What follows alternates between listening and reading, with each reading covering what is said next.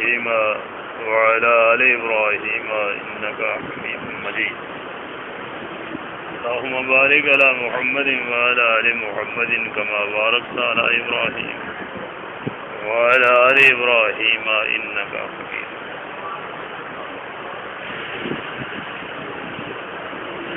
حدثني يحيى بن يوسف أخبرنا أبو بكر عن أبي حسين عن أبي صالح عن أبي هريرة رضي الله عنه قال رسول الله صلى الله عليه وسلم تعس عبد الدينار والدرهم والقديفة والخميسة إلى أن أوتي رضي وإن لم يؤتى لم يرضى.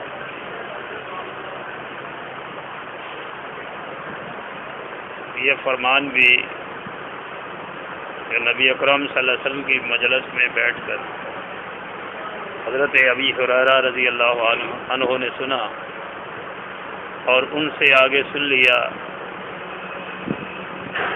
ابو صالح نامی تابعی ہیں، ان سے آگے سنا پھر ابی حسین تھے ابو بکر نے، اور ابو بکر سے امام بخاری کے استاد یحییٰ بن یوسف نے، اور یحییٰ بن یوسف سے سنا حضرت امام بخاری رحمۃ اللہ علیہ.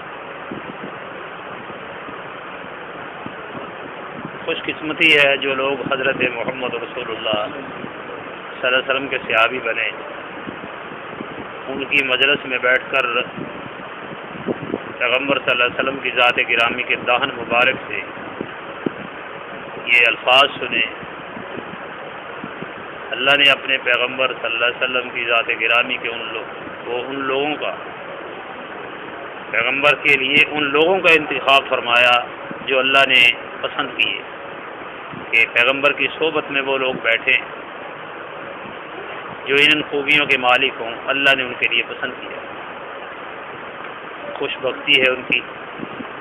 ورنہ دوس قبیلہ کیا قبیلہ تھا وہ، جس قبیلے کے فرد حضرت ابی ہریرہ ہیں رضی اللہ عنہ، اور یہ ان خدام اور ان طلباء سے ہیں کہ نبی اکرم صلی اللہ علیہ وسلم کی صحبت میں 300 کی تعداد تقریباً اپنے جسموں پر پورے کپڑے نہیں رکھتے تھے، کھانے کو نہیں ملتا تھا، اور پیغمبر صلی اللہ علیہ وسلم کے گھر کے قریب صفہ نامی جگہ پر رہائش پذیر تھے.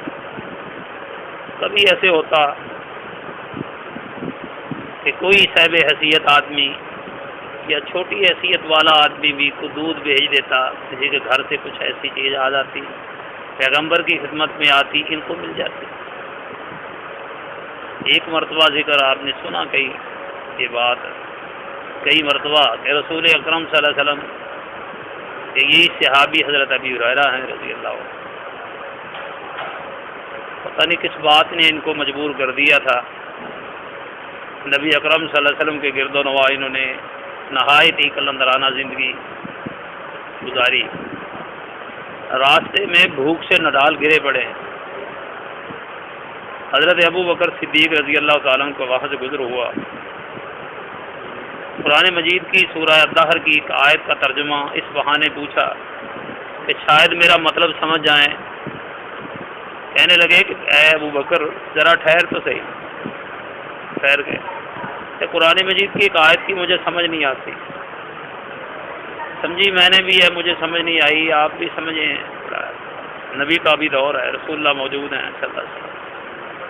بلکہ قرآن میں لکھا ہے وَيُطْعِمُونَ الطَّعَامَ عَلَىٰ حُبِّهِ مِسْكِينًا وَيَتِيمًا وَأَسِيرًا. اچھے لوگ ہیں وہ جو یتیموں، مسکینوں اور اسیروں کو کھلاتے ہیں. ترجمہ تو اس کا یہ تھا، انہوں نے ترجمہ کر دیا اور چلے گئے، لیکن ان کا مقصد کچھ اور تھا. ترجمہ تو آتا تھا. پھر حضرت عمر رضی اللہ تعالیٰ عنہ آئے. یہ آیا مبارکہ انہوں نے ان کے سامنے رکھ دی کہ شاید میرے مقصود تک یہ پہنچ جائیں. وَيُطْعِمُونَ الطَّعَامَ عَلَىٰ حُبِّهِ مِسْكِينًا وَيَتِيمًا وَأَسِيرًا. یتیموں مسکینوں کو کھلانے والے لوگ، اسیروں کو، اچھے لوگ ہیں وہ. مطلب انہوں نے سمجھایا، بات سمجھائی، چلے گئے. اس کے بعد حضرت محمد رسول اللہ کا ذکر ملتا ہے. حضرت عثمان و علی کا ذکر نہیں آتا اس طریقے میں، کیونکہ عموماً ان کا جب ذکر چھٹتا ہے تو چاروں صحابہ کا ذکر اور پھر خاص کر 3 کا ضرور آتا ہے. اگر 3 کا نہیں 2 کا، پھر جیسے اس میں ہے 2 کا تو بہت زیادہ ہے، حضرت عثمان سمیت تینوں کا اس سے بعد، اور 2 کا حضرت علی چوتھے، ان کا ساتھ ذکر ہو، یہ اس سے زیادہ اس سے کم ملتا ہے. پیغمبر صلی اللہ علیہ وسلم تشریف لے آئے. بات تو آپ نے سنی ہوئی ہے، میں نے تو یہ اس لیے دہرائی کہ چلو اس میں بھی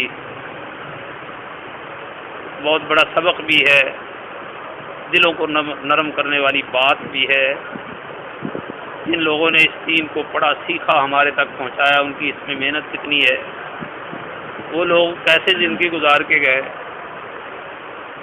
اور اللہ نے اسی لیے ان کے نام کو بہت اونچا کر دیا، اور جنت ان کے نام گویا الاٹ کر دی ہے. اگر یہ لوگ جنت میں نہیں جائیں گے تو جنت کس کے لیے ہے؟ اور جب بلکہ یہ جنت کی زینت ہوں گے، اور یہ حق بھی بنتا ہے ان کا، اس لیے میں نے یہ بات کی. تو پیغمبر کا گزر ہوا صلی اللہ علیہ وسلم، اگر رمج شناس حضرت محمد رسول اللہ اپنی امت کے نہ ہوں تو کیا نبی ہوئے وہ؟ پھر یہ آیا مبارکہ انہوں نے پیغمبر صلی اللہ علیہ وسلم کے سامنے رکھ دی. آپ پوچھنے والے ابو ہریرہ یہاں گلی میں بازار میں مٹی میں لیٹا ہوا ہے.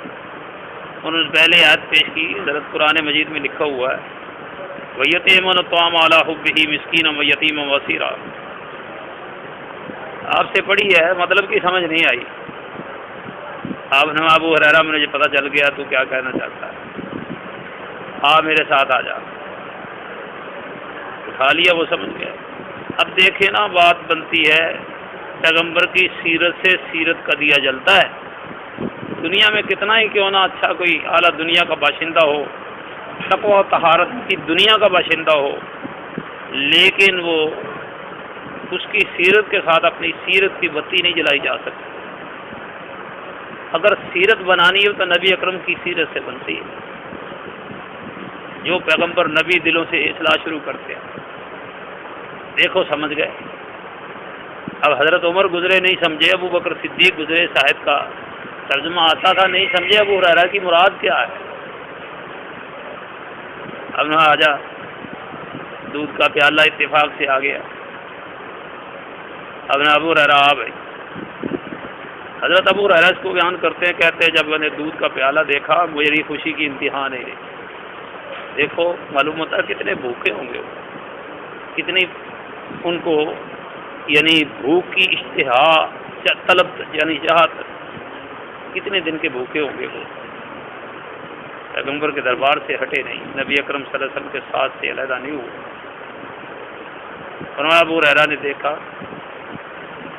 آپ نے فرمایا ابو ہریرہ اکیلے نہیں ہم پیئیں گے، تیرے ساتھی باقی بھی تو وہاں صحابہ صفہ ہیں، سب کو کھلائے پلائیں گے. یہ اب ان کو بلا.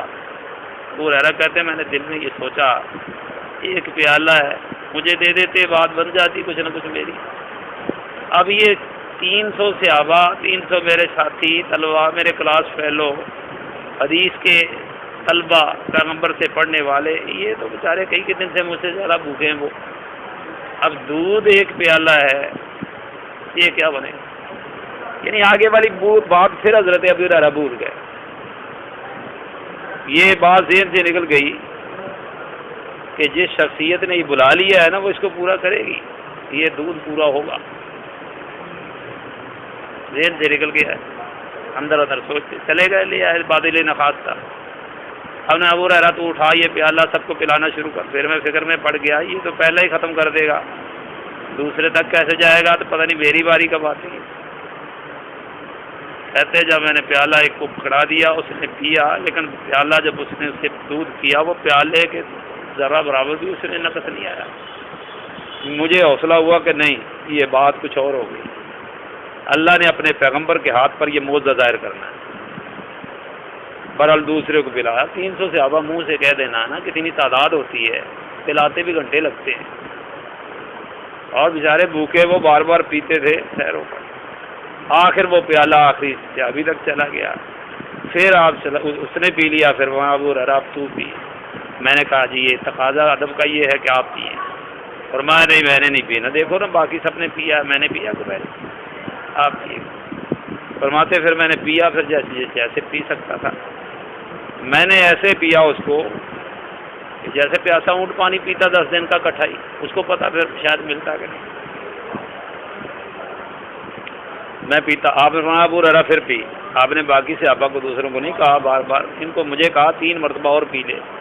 میں نے تیسری مرتبہ پھر پیا. میں نے کہا جی پھر آپ نے فرمایا. میں نے کہا جی اب تو ناخنوں سے نکلنا شروع ہو گیا, گلے تک آ گیا.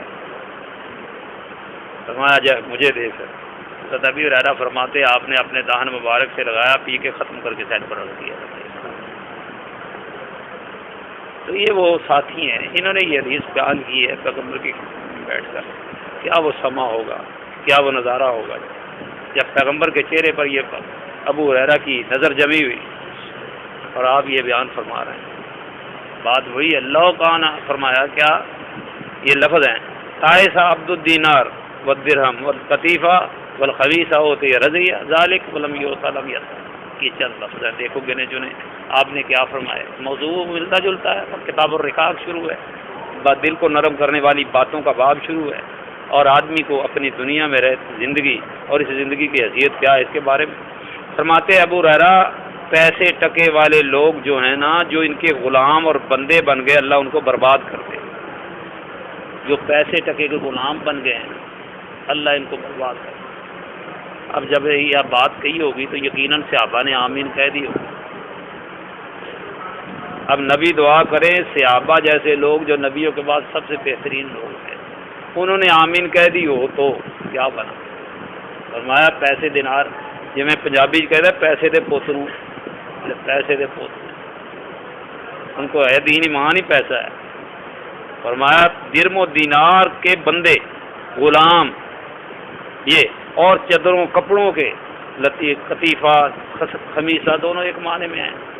چادر کو کہہ لیتے ہیں, اس سے مراد لباس سمجھ لیں آپ, بس لباس اچھے سے اچھا پہننے یا ایسا لباس پہننا جو فاخرانہ. زیادہ صحیح بات یہ ہے اس پیسے کی بنیاد پر. ورنہ تو آپ نے فرمایا جتنی حیثیت ہو آدمی ویسا کپڑا پہنے, اس سے کم حیثیت کا نہ پہنے.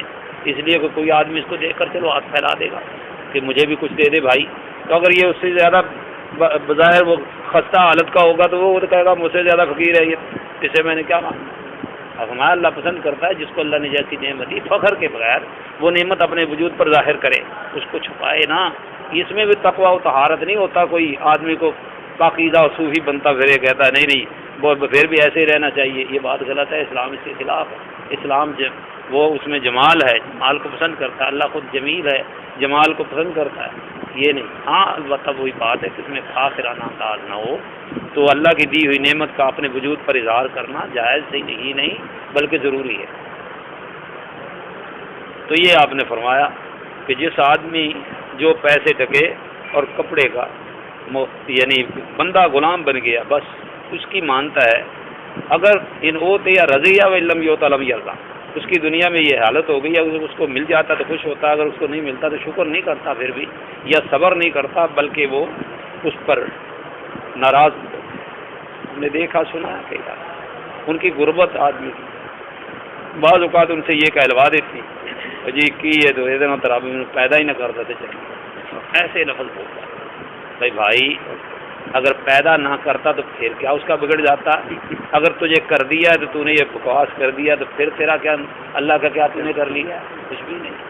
اللہ تعالیٰ کی ذات جیسے چاہتی ہے ویسے رکھتی ہے, ٹھیک. اس سے اس کا فضل بصورت مال مانگنا منع نہیں, اور اس سے روحانیت کے یعنی زیادہ کثرت مانگ لینی یہ بھی بری نہیں ہے, مانگنی چاہیے. لیکن یہ ہے کہ ایسے الفاظ ادا کرنا کہ اللہ پر ناراض ہو گیا. اگر مل گیا اس کو کچھ اس کی مرضی کے مطابق دنیا مل گئی تو خوش ہے, اگر مرضی کے مطابق دنیا نہیں ملی تو ناراض ہے. تو یہ تو تقسیم تو مالک کی ہے, کہ اللہ تعالیٰ اس پر ناراض ہوتے ہیں. نبی اکرم صلی اللہ علیہ وسلم ایسے لوگوں کی دعا کرتی ہے تائسا عبد الدینار والدرہم والقطیفہ والخمیصہ ان اوتی رضیہ ولم یؤت لم یرضا. ترجمہ یہ ہے کہ یہ پیسے ٹکے کا غلام, کپڑوں اور اسی طریقے سے لباس کا یہ غلام اگر مل جائے تو خوش ہے, نہیں ملا تو ناراض ہے. ان کے لیے اللہ کے پیغمبر نے ایسے آدمی کے لیے بد دعا کی ہے۔ اور قیامت کی نشانیوں میں سے ایک نشانی کی اللہ قبول فرمائے اور اللہ تعالیٰ توفیق دے کہ جو آپ کا منشا ہے حدیث سے وہ اس منشے کے مطابق ہماری زندگی ہو جائے، اور یقیناً اس میں اللہ کے تعالیٰ کے ہاں خوشنودی کا حصول ہوگا، اور اسی پر اللہ ہماری زندگی کا اختتام فرمائے۔ وآخر دعوانا